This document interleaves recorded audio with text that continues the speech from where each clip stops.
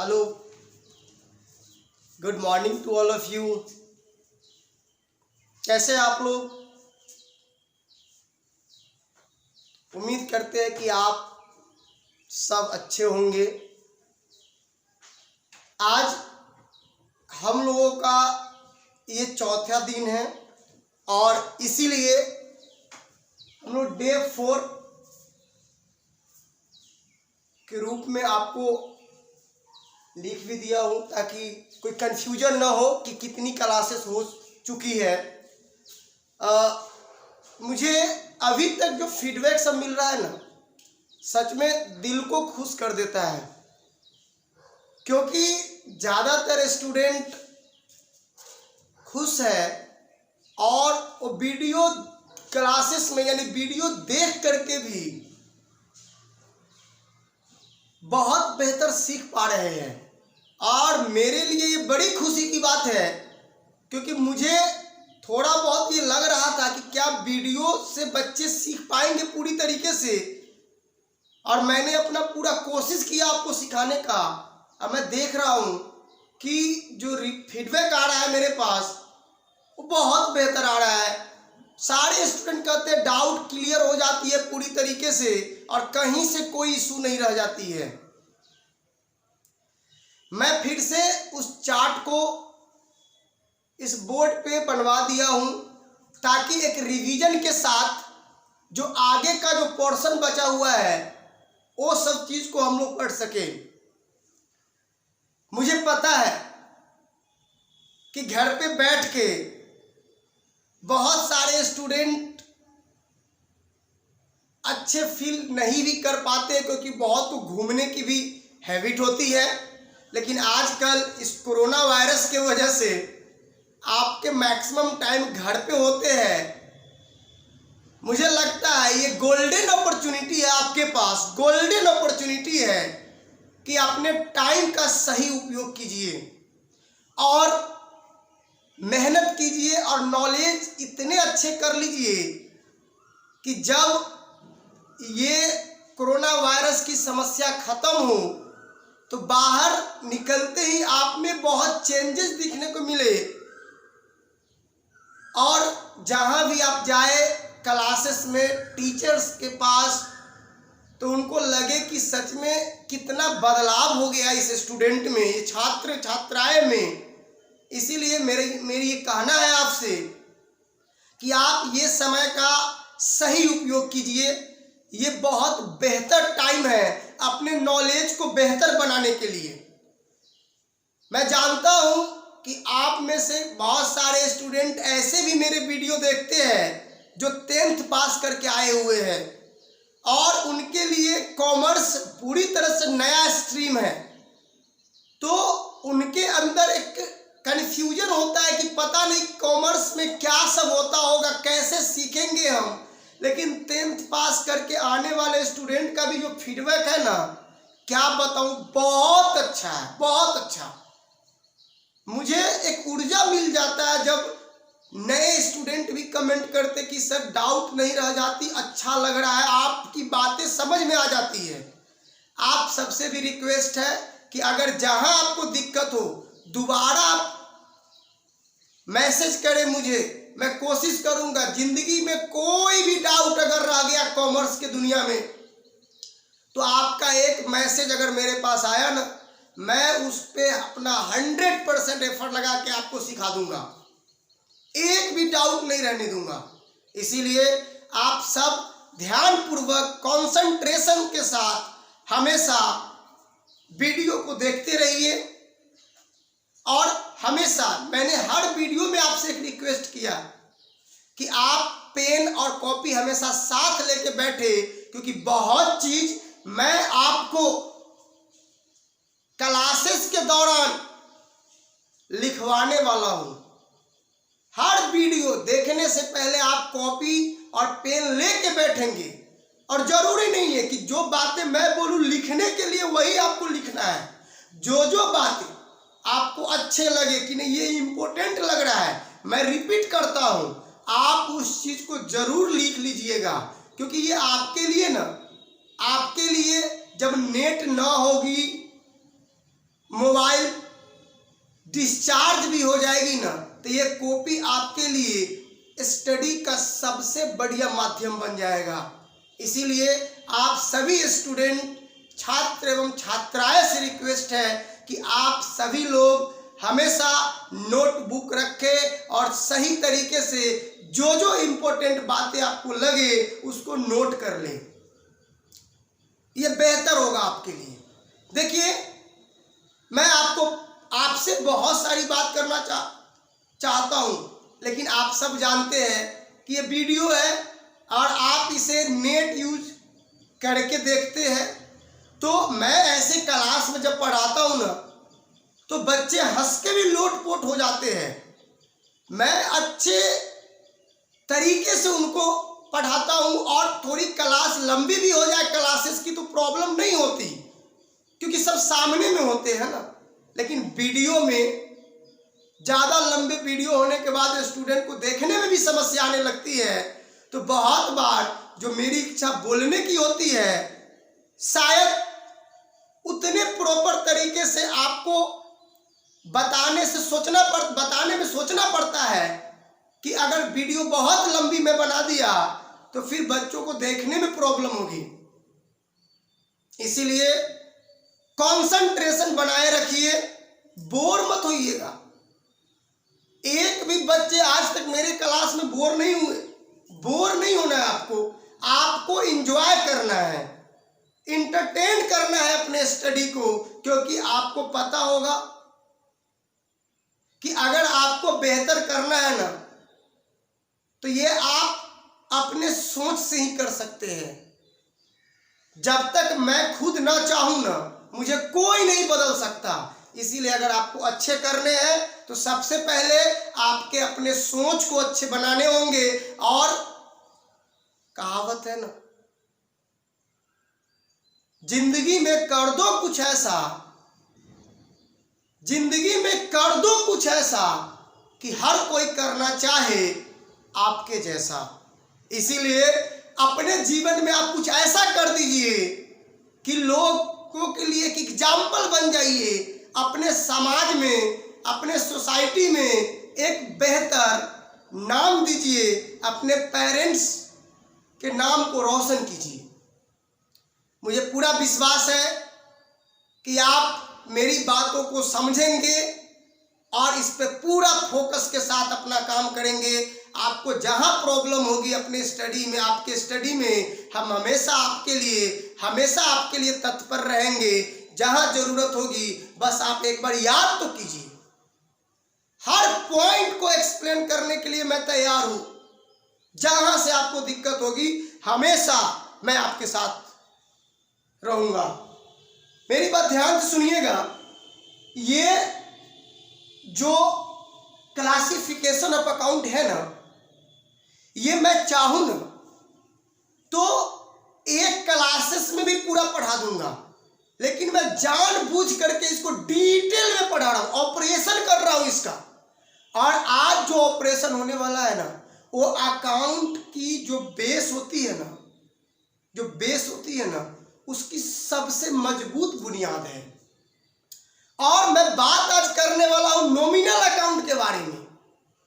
Nominal account बहुत important है और इसके अंदर में तो कुछ ऐसे कंसेप्ट है ना कि अगर आप उसको सीख लेते हैं तो फिर अकाउंट्स कहीं भी इंडिया के किसी भी कोने में जाके आप पढ़ेंगे ना, तो आपको डाउट नहीं होगी। किसी भी टीचर से पढ़ने के बाद ना आपको 100% क्लैरिटी से समझ में सारी बातें आने लगेगी। इतने पावरफुल है नॉमिनल अकाउंट। और आज हमारी जो चर्चा होने वाली है ना, वो नॉमिनल अकाउंट के ऊपर ही होने वाला है। इसीलिए थोड़ा सा 2 मिनट का समरी के रूप में बात करते हुए मैं डायरेक्ट पॉइंट पे चला जाऊंगा। और मैं आपको बता दूं कि क्लासिफिकेशन ऑफ अकाउंट में 2 तरह का क्लासिफिकेशन किया गया। पहला ट्रेडिशनल अप्रोच, इंग्लिश अप्रोच। ये दोनों एक ही है, ट्रेडिशनल बोलो आप या इंग्लिश बोलो, दोनों एक ही चीज हुआ। एक आदमी को 2 नाम भी तो हो सकते हैं ना। इसी तरीके से। और दूसरा है modern approach, accounting equation approach और अमेरिकन अप्रोच। यहाँ तो 3 नाम है और तीनों और करके लिखा है। और का मतलब आप समझते हैं ना, कोई एक आप बोल सकते हो, किसी किसी का होता है ना घर का नाम होता है, आप अच्छे से जानते हैं, किसी का स्कूल का नाम होता है, और किसी का जो दोस्त जो होता है ना दोस्त, वो चिढ़ाने के लिए भी नाम रख देता है। तो 2-3 नाम भी हो सकते हैं। तो मैं आपको बताना चाह रहा हूं कि ये जो आप मॉडर्न अप्रोच देख रहे हैं ना, ये मॉडर्न आप बोलो या अकाउंटिंग इक्वेशन अप्रोच बोलो या अमेरिकन अप्रोच बोलो, सब एक ही है। और जब मैं इसको पढ़ाऊंगा ना तो सच में आपका सोचने का नजरिया बदल जाएगा। आपको ये वीडियो तो हर कीमत पे देखना चाहिए, क्योंकि बहुत शॉर्ट टाइम में पूरे अकाउंट का जड़ हिल जाएगा।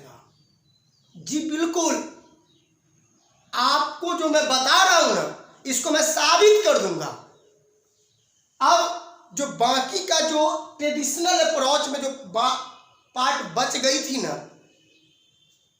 इसी को लेकर के हम लोग आगे चढ़ेंगे।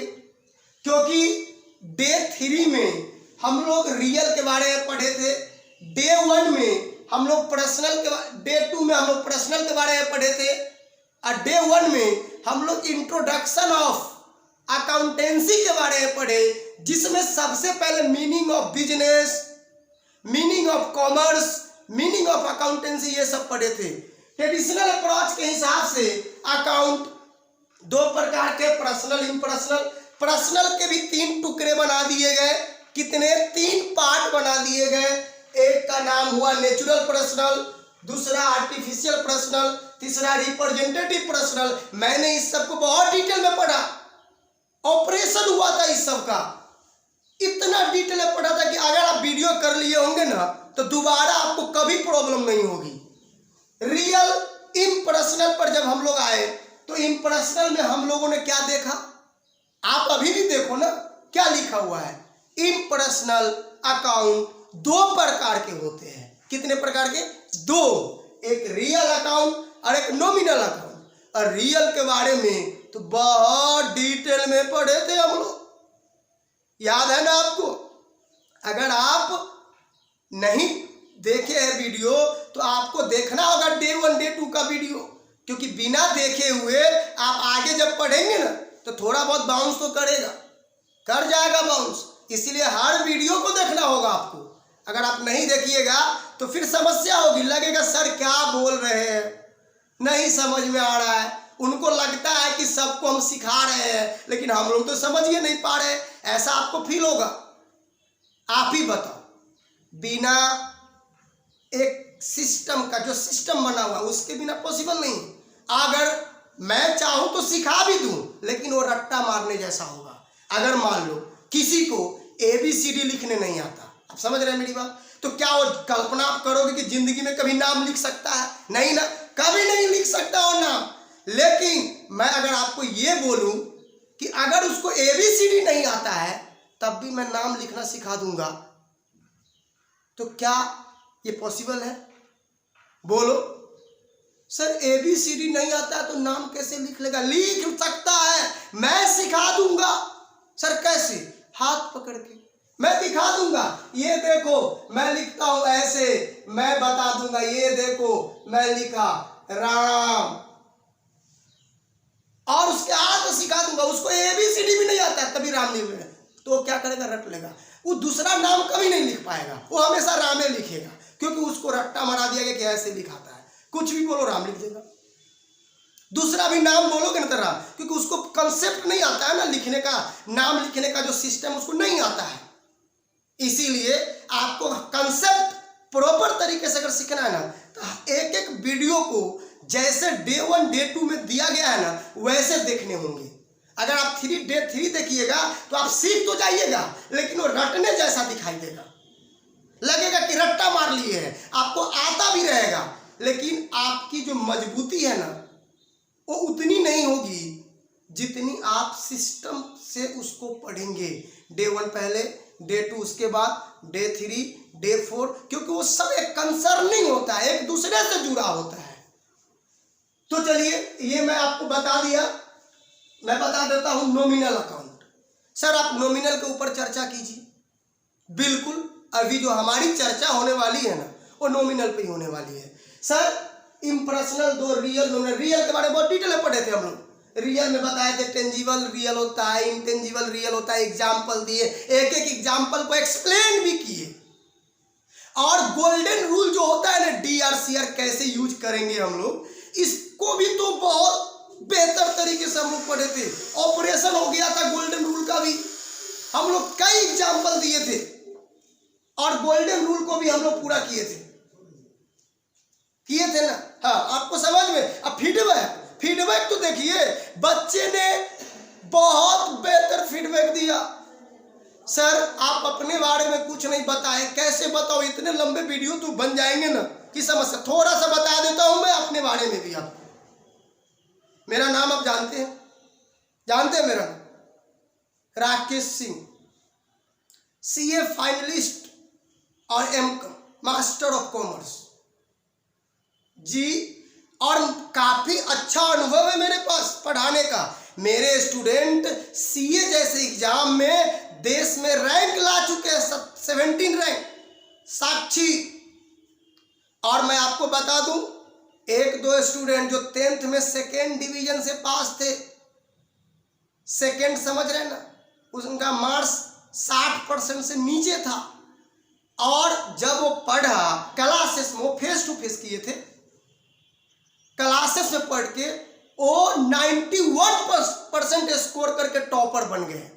मैं इस बार 2020 की बात बता रहा हूं आपको।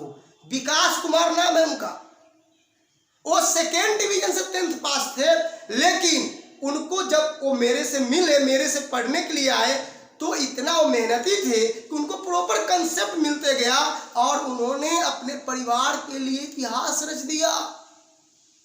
क्योंकि उस विलेज में जहां गांव का था वो, वहां कोई भी बच्चा उतना स्कोर नहीं कर पाया है। 91% स्कोर वो भी बिहार बोर्ड में कर दिया। तो आपको जरूरत है सिर्फ समझने की, कंसंट्रेशन बनाए रखने की। पढ़ने के लिए आपको ध्यान तो देना ही होगा ना। मैं क्या कर सकता हूं, मेहनत तो आपको करने होंगे, आपको मुझे सहयोग करने होंगे। मैं आपको विश्वास दिलाता हूं कि अगर आप सही से मेरी बात को समझ के काम करते रहे ना, तो बहुत जल्द आप अकाउंट के अच्छे जानकार बन जाएंगे। तो nominal account, sir nominal account क्या होता है? What is nominal account? क्या होता है सर ये नॉमिनल अकाउंट? मैं बताऊंगा। अभी आप पहले कॉपी और कलम तो निकालो लिखने के लिए, क्योंकि लिखना होगा ना। यहां समरी है, सिर्फ नॉमिनल लिखा हुआ है। रेडी हो गए आप लोग लिखने के लिए? चलिए लिखिए, शुरू कीजिए। लिखिए, nominal account is an account which show all expenses, losses, income, gain of the business or person. Nominal account is an account which show all expenses, losses, income, gain of the business or person. Nominal account ऐसे account को कहते हैं जो किसी business और मनुष्य के income,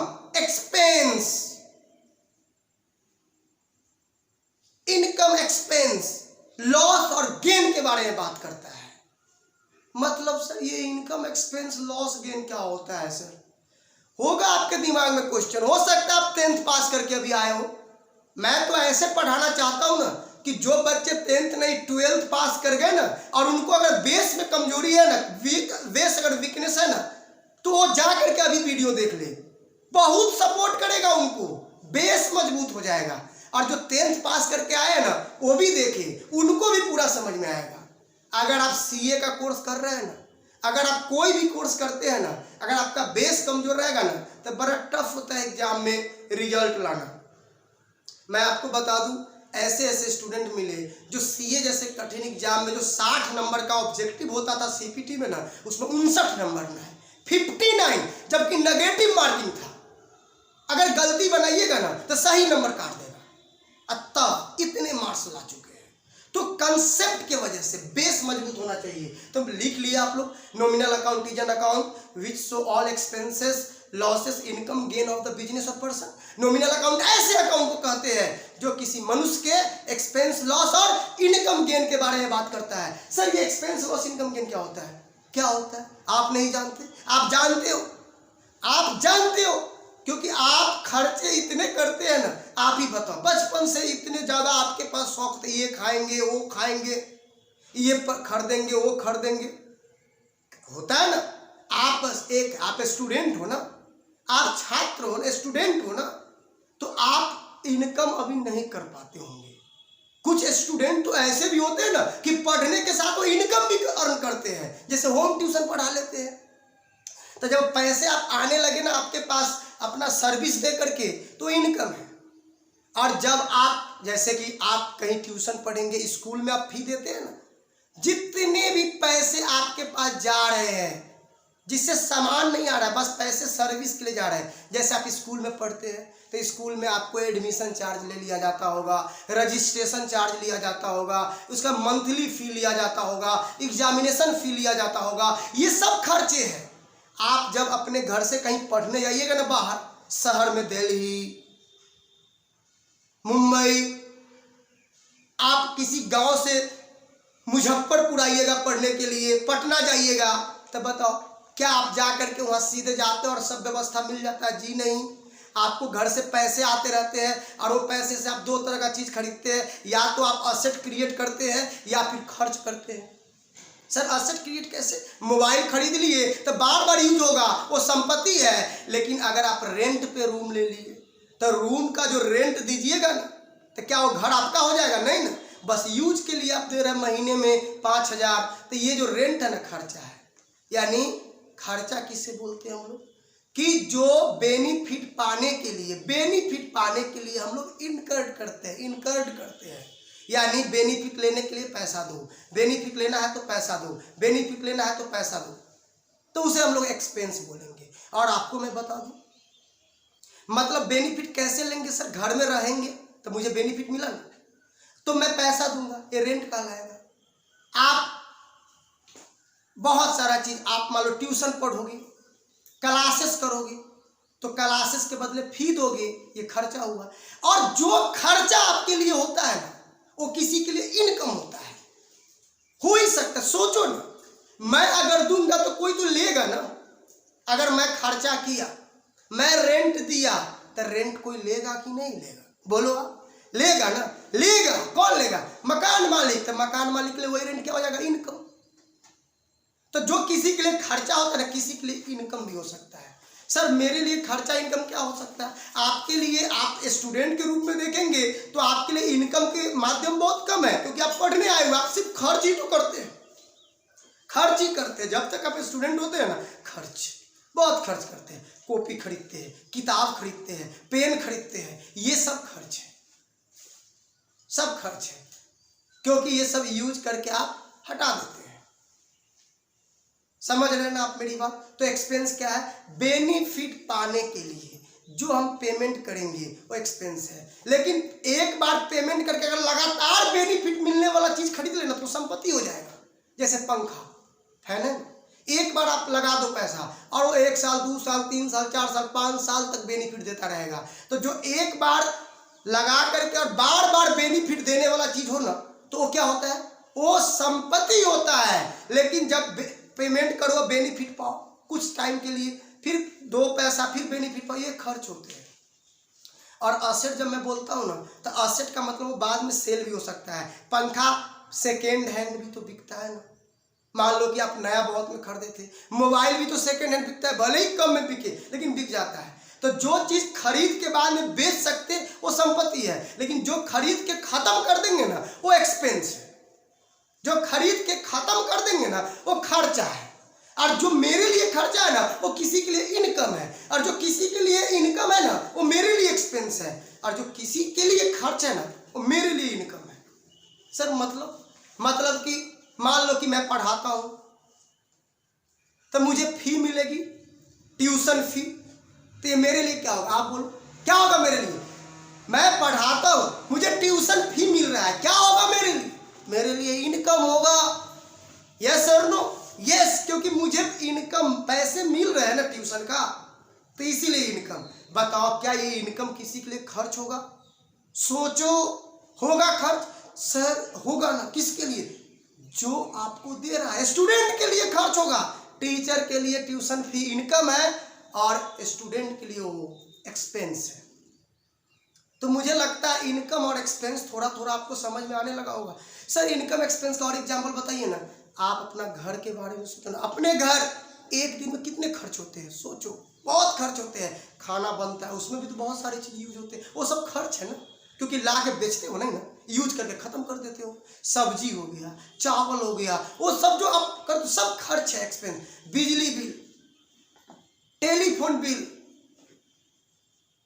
समझ रहे ना, इलेक्ट्रिसिटी बिल, बिजली बिल, टेलीफोन बिल, सैलरी। अगर किसी आपको आप काम पे रखिएगा तो क्या उसको पैसा दीजिए कि नहीं? एक महीना रखिएगा 10,000 दीजिए, फिर एक महीना रखिएगा फिर 10,000 दीजिए, एक महीना का 10,000 से तय कर दीजिए, तो जितने महीने, हर महीने 10,000 दीजिएगा, एक्सपेंस है। तो salary, rent, commission, insurance, telephone bill, electricity bill, railway ticket, aeroplane का टिकट, ये सब क्या है? एक ही बार बेनिफिट देके खत्म हो जाएगा। एक बार जहाज में चढ़ जाओगे, जहाँ जाना था वहां पहुंचा देगा, बस वो टिकट खड़ा हो, उसको आप बेच लोगे क्या? नहीं बेच सकते। तो संपत्ति क्या है? ला के जो बेच देंगे ना, वो संपत्ति है। यानी खरीद के यूज करके बेच देंगे तो संपत्ति है, और जो खरीद के खत्म कर देंगे ना, जब खत्म हो जाएगा तो मेरे लिए एक्सपेंस हो जाता है।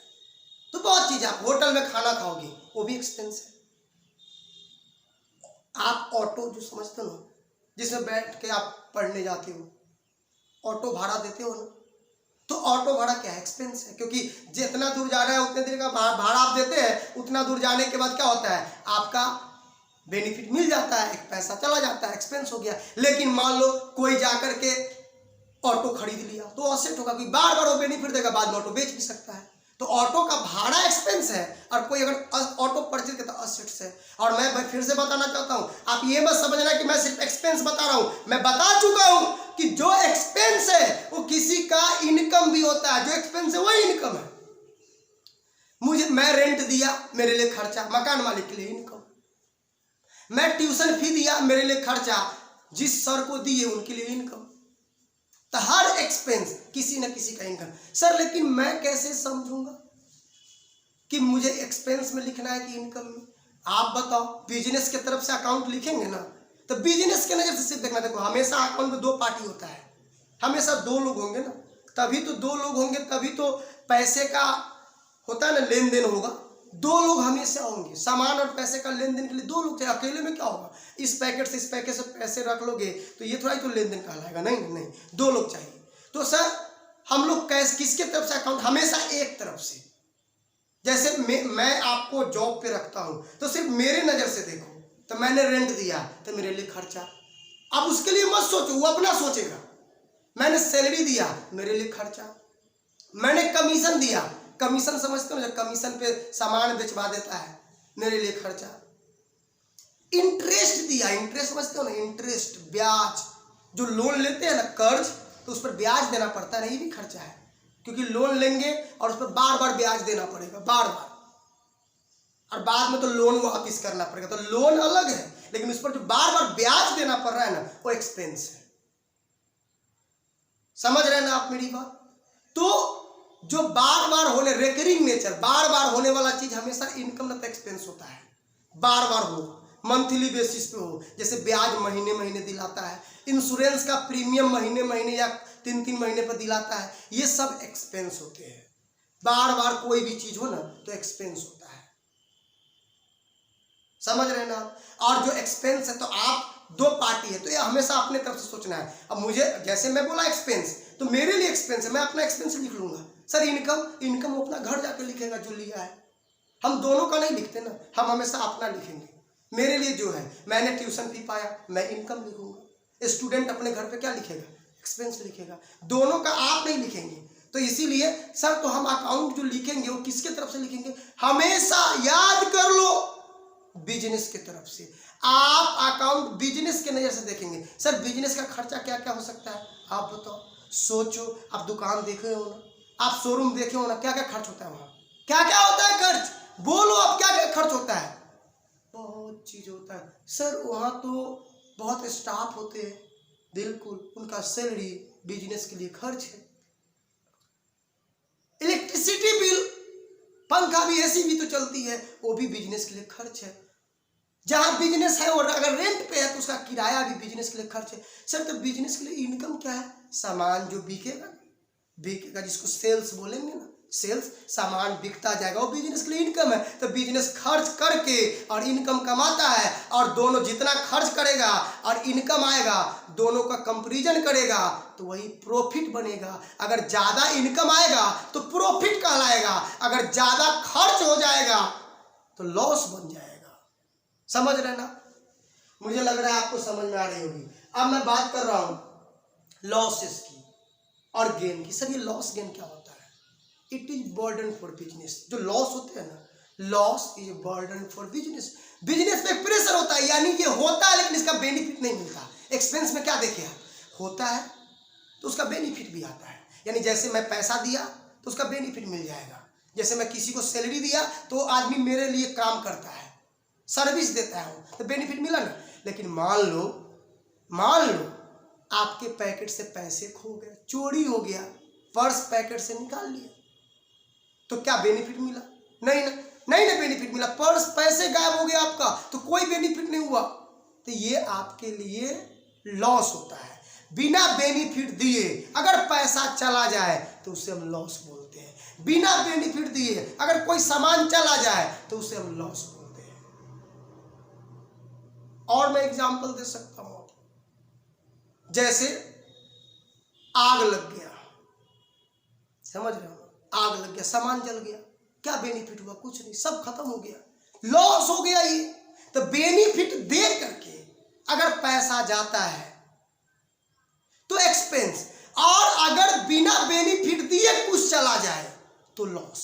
सर गेन क्या होता है, इसी तरीके से बिना एफर्ट लगाए अगर अर्निंग हो जाए तो गेन। जैसे लॉटरी लग जाना भी गेन है। लॉटरी समझते हो ना, आप पेपर पढ़ रहे हो, कूपन काट काट के रख रहे हो, आप कहीं जाके टिकट खरीदे और वो इतने लाखों रुपया आपको मिल गया, तो एक तरह से गेन है। और ऐसे मैं बता दूं, ये किताबी भाषा का गेन नहीं, मैं किताब की भाषा में आपको समझा देता हूँ कुछ। आप संपत्ति समझते हो ना, संपत्ति समझते हो ना, बिल्डिंग, लैंड, प्लांट, मशीनरी। अगर मान लो कोई बिल्डिंग हम 1 लाख रुपया का खरीदे, कितने का, 1 लाख का बिल्डिंग खरीदे या 1 लाख का लैंड खरीदे, और वो 1 लाख के लैंड जो है ना उसको हम आज खरीदे और कल होके 1,10,000 रुपया में बेच दिए। कितने में बेच दिए, उसी दिन या उसके एक दिन बाद या बाद में 1 लाख के सामान 1,10,000 में बेच दिए। आपको पता है यहाँ फायदा दिख रहा है, 1 लाख में खरीद के और 1,10,000 में बेच दिए। ये जो 10,000 है ना, ये हमको लगता है कि आज सवेरे खरीदे बेच दिए, ये गेन हो जाएगा। गेन देखो, मैं 1 लाख और 1,10,000, 1 लाख का सामान 1,10,000 में बेचे, तो 1 लाख का सामान का बात मैं नहीं करता, वो तो असेट बिका। लेकिन असेट पर जो फायदा होता है ना, असेट को बेचने में जो पैसा एक्स्ट्रा मिलता है ना, तो गेन होता है। और अगर असेट को बेचने में पैसा कम मिले ना तो लॉस होता है। जैसे मैं 1 लाख का खरीदा, मान लो कि कोई बाइक स्कूटी खरीदे, एक्सीडेंट हो गया, टूट फूट गया, मैं गुस्से में उसको बेच दिया। अगर मैं उसको बेच दूं तो 1 लाख का था और मैंने उसे 80,000 में बेच दिया, 80,000 में, तो बताओ ये जो 20,000 है, दिस इज लॉस, क्योंकि 20,000 बिना किसी बेनिफिट दिए 20,000 कम गया। तो लॉस और एक्सपेंस का जो रियल एग्जांपल किताब में मिलेगा ना, यही मिलेगा। असेट को सेल करने पे कभी लॉस भी हो सकता है और कभी गेन भी हो सकता है। ठीक है, मुझे लग रहा है कि नॉमिनल की ये बातें आपको समझ में आई होगी। तो मैं फिर से एक बार, एक्सपेंस लॉस दोनों क्लियर हो गया। एक्सपेंस ही किसी, मेरे लिए एक्सपेंस, किसी का इनकम, किसी का इनकम जो है वो मेरे लिए एक्सपेंस हो सकता है। लेकिन मुझे लिखते समय सिर्फ अपने लिए सोचना है, सिर्फ अपने लिए ही सोचते हैं हम लोग। जैसे आप स्टूडेंट लिखोगे ना तो ट्यूशन फी को क्या लिखोगे, एक्सपेंस लिखोगे। आप ही नहीं कहोगे सर के बारे में भी मैं लिख रहा हूँ, सर अपना लिख लेंगे ना, सर अपना लिख लेंगे, आप अपना लिखो ना। सिर्फ अपना अपना लिखता है, कोई किसी का नहीं लिख देगा। मुझे ट्यूशन फी आएगा, मैं इनकम लिख लूंगा, मैं आपका क्यों लिखूं? आप अपने घर पे एक्सपेंस लिख लेना। तो जो मेरे लिए होता है ना, सिर्फ मैं हम लोग उसी को रिकॉर्ड करते हैं, ठीक है। लेकिन हर इनकम किसी का एक्सपेंस और हर एक्सपेंस किसी दूसरे के लिए इनकम होता है, ठीक है। मुझे लग रहा है कि नॉमिनल अकाउंट आपको समझ में आ गई होगी। अब मैं आपको बता दूं कि जैसे डे 1, डे 2, डे 3 की पढ़ाई की है ना, ये डे 4 है। और डे 2 और डे 3 में जब हम लोग पर्सनल और रियल पढ़े थे, इसके बहुत इंपॉर्टेंट चीज हम लोग पढ़े, गोल्डन रूल। जो क्या बतलाता है? जो बतलाता है कि अगर आप अकाउंट सीख गए तो अब आप पहचानना सीख गए कि ये पर्सनल है, ये रियल है, ये नॉमिनल है, तो अब आप ये भी बताओ कि कौन सा साइन यूज होगा, क्योंकि अकाउंट्स के क्षेत्र में सिर्फ 2 ही तो साइन है, एक डेबिट और एक क्रेडिट। तो आप बताओ कि कौन सा साइन। और हर यूज होने वाले अकाउंट जो है ना, कोई भी जैसे सैलरी, रेंट, कमीशन, इंश्योरेंस, जितना नाम लोगे ना, सब में एक साइन जरूर लगेगा, या तो डीआर होगा या सीआर होगा। समझ रहे हैं ना आप मेरी बात? एक साइन जरूर लगता है। तो मैं आपको बता दूं कि जो एक्सपेंस और लॉसेस और इनकम गेन है ना, इसमें भी साइन लगा डीआर सीआर। इसके लिए आप कॉपी में इसका गोल्डन रूल लिख लो कि कैसे डीआर सीआर यूज होगा। लिखो, हमेशा तैयार रहिए लिखने के लिए, कभी भी अच्छा पॉइंट आपको लिखना पड़ सकता है। लिखिए, पहला इसका golden rule of nominal account, debit all expenses and losses and credit all income and gain. मतलब साफ है, पढ़ो ना उसको एक बार, देखो कॉपी में। Debit all expenses and losses, expense loss में डीआर लगाओ। अगर एक्सपेंस लॉस आप पहचान लिए कि ये एक्सपेंस तो हो गया, तो साइन क्या हो जाएगा? बोलो क्या होगा? डीआर होगा। और इनकम गेन है ना, तो सीआर लगेगा। सर क्यों? नियम के हिसाब से। नियम क्या कहता है? फिर से एक बार पढ़ो, debit all expenses and losses and credit all income and gain. समझ रहे हैं ना आप? यानी अगर एक्सपेंस लॉस पता चल गया आपको कि ये मेरा एक्सपेंस है, ये मेरा लॉस है, तो कौन सा साइन लगाओगे? DR sign. कोई आपसे पूछ सकता है, अच्छा आप कॉमर्स पढ़ते हो, हाँ, एक्सपेंस का साइन क्या होता है? तो आप क्या बोलोगे? डीआर बोलोगे। और लॉस का भी साइन क्या होता है? डीआर ही होता है। एक्सपेंस लॉस डीआर, और इनकम गेन क्या होता है? उसका साइन क्या होता है? सीआर होता है। इसका गोल्डन रूल लिख लिया, debit all expenses and losses and credit all income and gain. मैं यहाँ ज्यादा एग्जाम्पल नहीं लिखा हूं, बस एक एक एग्जाम्पल। एक एक्सपेंस का लिख दिया सैलरी, और दूसरा लॉस का लिख दिया loss on sale of asset. संपत्ति एक नहीं लाखों हो सकते हैं। किसी भी संपत्ति को बेचने में नुकसान होगा ना, तो लॉस नॉमिनल कहलाएगा। लेकिन याद रखना, नुकसान सिर्फ नॉमिनल होगा। जैसे 1 लाख का सामान है ना, और 80,000 में बिकेगा ना, तो ये 20,000 जो गैप है ना, ये 20,000 नुकसान होगा। बस 20,000 नॉमिनल में आएगा। जो लॉस है वो सिर्फ नॉमिनल में आता है। मान लो कि 1 लाख का सामान है ना, और उसको हम 1,05,000 में बेच दिए, तो फायदा कितना हुआ? बोलो, 5,000 हुआ ना। सिर्फ 5,000 नॉमिनल के गेन कहलाएगा, पूरा नहीं। सिर्फ बेनिफिट या लॉस जो होता है ना, वो नॉमिनल में आता है। और इनकम गेन में भी मैंने एक एग्जांपल लिखा है, rent receive, profit on sale of assets. Sir rent receive या क्या रेंट यहाँ भी हो सकता है? बिल्कुल। अगर रेंट यहाँ रहेगा तो खर्चा है, यहाँ रिसीव है तो इनकम है। एक जो चीज मेरे लिए खर्च हो सकता है, मान लो कि मैं दिल्ली में जाके पढ़ाई करता हूँ, तो मैं वहाँ रेंट देता हूँ, तो मेरे लिए क्या है? क्या मेरे लिए एक्सपेंस है। लेकिन मेरा घर जहाँ है ना, वहाँ मैं रेंट पे लोगों को देता हूँ अपना घर, तो वहाँ का रेंट मेरे लिए इनकम है। तो जहाँ मैं दे रहा हूँ मेरे लिए एक्सपेंस है, और जहाँ मुझे मिल रहा है रेंट, मेरे लिए इनकम है। तो रेंट, एक्सपेंस, इनकम कुछ भी हो सकता है। लेकिन नॉमिनल का एक नियम है। सर क्या नियम है? कि अगर नॉमिनल में क्लियर ना पता चले ना कि ये एक्सपेंस है कि इनकम है, तो आप इनकम ना ट्रीट करके उसे एक्सपेंस ट्रीट करेंगे, ऐसा रूल है। जैसे कोई पूछ दे आपसे सैलरी, तो सैलरी रिसीव भी तो हो सकता है ना, सैलरी पेड भी तो हो सकता है ना, तो आप पेड मानेंगे, सैलरी एक्सपेंस। रेंट कोई पूछे, expense. Insurance expense. Interest expense. कोई भी सीधा नाम बोले ना, यानी जैसे कि आप मेरी बात सुनो, जैसे कि आप लिखते हो ना 1 2 3 4, तो क्या मैं बोलूँ कि ये माइनस है? नहीं ना, सब जानते हैं इसके पीछे क्या साइलेंट होता है, प्लस। नियम है कि हर डिजिट के साथ साइलेंट होता है प्लस। इसी तरह से अगर नॉमिनल के बारे में क्लियर ना पता हो तो उसके साथ साइलेंट होता है एक्सपेंस। एक्सेप्शन छोड़ के अपवाद हो सकता है तो एक्सपेंस होता है। नॉमिनल में कोई भी नाम आपसे पूछ देना, इलेक्ट्रिसिटी बिल एक्सपेंस बोलो, सैलरी रेंट कमीशन एक्सपेंस। जब तक रिसीव ना लगा दे, जब तक क्लियर ना बताए कुछ इंडिकेशन की इनकम है, तब तक हम एक्सपेंस ही बोलते जाते हैं। और एक्सपेंस का साइन DR और इनकम का साइन CR। समझ में आ रहा है आपको? मुझे पूरा विश्वास है कि आपको ये बातें समझ में आई होगी। और मैं आपको एक चीज और बताऊं आपको, बहुत इंपॉर्टेंट चीज। जैसे आप ये सैलरी देख रहे हैं ना, सैलरी का मतलब समझते हैं? हाँ, कोई आदमी मेरे यहाँ काम करेगा तो हम लोग सैलरी देंगे ना, बिल्कुल सैलरी देते हैं, यानी सर्विस के बदले पैसा दिए है। लेकिन अगर ये सैलरी खर्चा है तो आप ही बताओ, अगर किसी से मैं काम करवा लूँ, पैसा दे दूँ, दोनों खुश, मेरे को बेनिफिट मिल गया काम का और उसको पैसा मिल गया। लेकिन काम उधार भी तो होता है ना। मान लो कि मैंने काम करवा लिया और पैसे नहीं दिए, तो ये जो सैलरी है ना, इसका ड्यूज ये हो जाएगा, ड्यूज सैलरी। तो आप बताओ, अगर कोई पैसा मेरे पे उधार रह जाए, जैसे कि सैलरी दिए तो खर्चा, लेकिन सैलरी बाकी रख लिए ना, तो ये क्या बन जाएगा पता है? कर्ज। क्या बन जाएगा? लाइबिलिटीज, कर्ज हो जाएगा। क्योंकि काम करवा लिए, अगर आप बेनिफिट पा लिए और उसको पैसा नहीं दिए ना, तो उसका पैसा आपके ऊपर कर्ज बना रहेगा।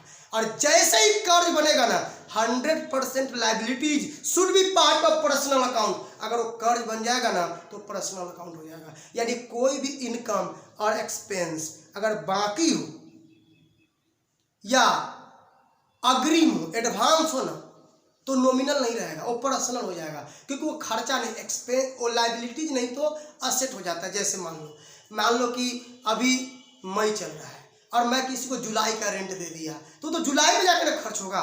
और जब तक जुलाई नहीं आएगा ना, मेरा ये पैसा उसके यहाँ क्या रहेगा? जमा रहेगा। जैसे बैंक में पैसा जमा होता है, उसके यहाँ जमा है, जब मैं रह लूँगा तो खर्चा होगा। तो मैं अगर किसी को एडवांस में पैसा दूँ ना खर्चे के नाम पर, तो खर्चा तब तक नहीं लिखेंगे जब तक वो हो नहीं जाएगा। और जब तक वो उसके यहाँ रहेगा एडवांस, तब तक मेरा असेट होगा। क्या होगा? असेट होगा। और ये रिप्रेजेंटेटिव है, क्योंकि उसके नाम पर मेरा जो एडवांस है ना, एडवांस सैलरी, ये रिप्रेजेंट करता है कि किसी पे मेरा पैसा है, इसीलिए ये भी पर्सनल है। तो मैं आपको बता दूं, असेट का कुछ एक्सेप्शन भी है। अगर मनुष्य के नाम से जुड़ा हुआ संपत्ति होगा ना, तो संपत्ति होने के बाद भी वो रियल ना होके क्या हो जाएगा पता है? पर्सनल हो जाएगा। जैसे डेटर भी जो है ना, असेट्स है लेकिन पर्सनल है। समझ रहे ना? असेट्स जो आप पर्सन से जुड़ा हुआ ना हो, सिर्फ वही असेट रियल में आता है। जो पर्सन से जुड़ा हुआ असेट होगा ना, वो सब कहाँ जाएगा? पर्सनल में जाएगा।